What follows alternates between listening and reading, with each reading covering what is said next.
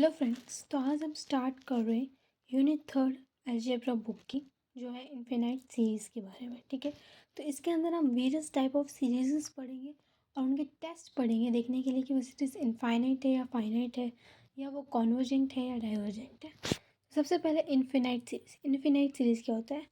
मान लीजिए कोई भी एक सीक्वेंस है UN रियल नंबर का, और उसका एक्सप्रेशन इस तरीके से है U1 plus U2 plus U3 to UN, और इसका हर एक टर्म अनदर टर्म से फॉलोड हो रहा है और कुछ डेफिनेट रूल्स है, तो इसको हम बोलते हैं इनफिनाइट सीरीज़। ठीक है, इनफिनाइट सीरीज़ को हम इस तरीके से लिखेंगे, ये आगे भी चलती जा रही है, हमें नहीं पता है कि ये कहाँ जाके एंड होगी।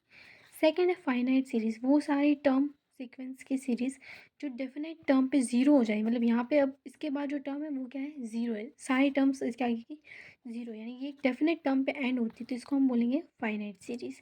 थर्ड है सीरीज़ ऑफ पॉजिटिव टर्म्स, तो जब सारे टर्म सीरीज़ की पॉजिटिव हो, ज़ीरो से बड़ी हो, तो हम उसको पॉजिटिव सीरीज़ बोलेंगे। फोर्थ है alternative series, all the term of series जो पॉजिटिव नेगेटिव, यानी कि +1 -1 +1 -1 इस तरीके से कोई सीरीज़ हो, जो एक नंबर पॉजिटिव है और दूसरे नंबर नेगेटिव है, उसको हम अल्टरनेटिंग सीरीज़ बोलेंगे और उसको डिनोट करेंगे सम ऑफ -1 n-1 UN। तो n की जैसे जैसे वैल्यूज़ चेंज होती रहेगी, वैसे वैसे इसकी वैल्यूज़ भी चेंज होगी।